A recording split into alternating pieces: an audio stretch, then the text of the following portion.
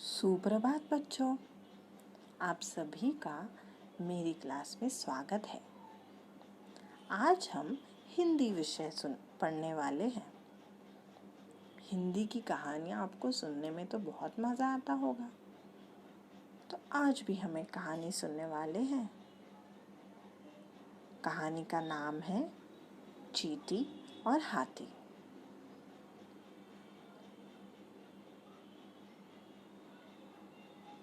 किसी जंगल में एक रानी चींटी रहती थी। वह सुबह भोजन की तलाश में निकल जाती थी। अन्य चींटियां भी उसके पीछे पीछे चल देती थी। उसी जंगल में एक हाथी रहता था।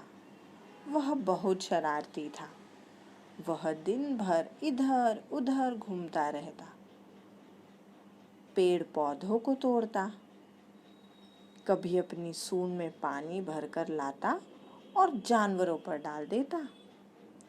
जंगल के जानवर उससे बहुत परेशान रहते थे। चींटियों का तो वह सबसे बड़ा दुश्मन था। जहां भी चींटियों को देखता कुचल देता। रानी चींटी यह देखकर बहुत दुखी हुई।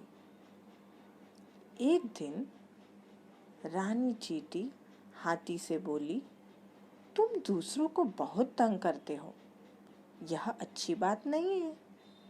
हाथी ने घमंड से कहा, चुप रहो, मेरी जो इच्छा होगी मैं वही करूँगा।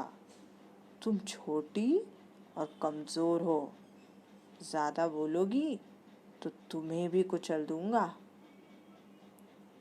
चींटी को क्रोध तो बहुत आया, पर वह चुप हो गई। उसने हाथी को मज़ा चखाने की सोची। वह घास में जाकर पत्तियों के नीचे छिप गई। हाथी घूमते घूमते वहां आया तो चींटी चुपके से उसकी सूंड में घुस गई और उसे काटने लगी। चींटी ने हाथी की सूंड में जगह जगह काट लिया। हाथी दर्द से चिल्लाने लगा। वह सूंड को जोर जोर से हिलाने लगा।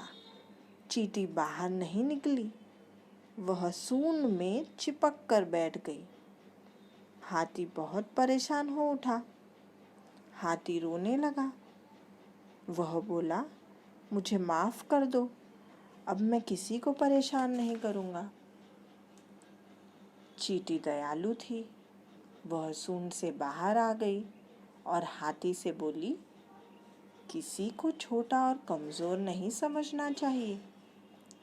हाथी को अपनी गलती का अनुभव हो गया। उसने चींटी से माफ़ी मांगी। फिर हाथी ने कभी किसी को नहीं सताया।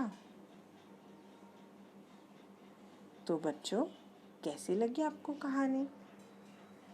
इस कहानी से हमें यह सीख मिलती है कि हमें कभी किसी को परेशान नहीं करना चाहिए और ना ही कभी किसी को कमज़ोर समझना चाहिए। धन्यवाद।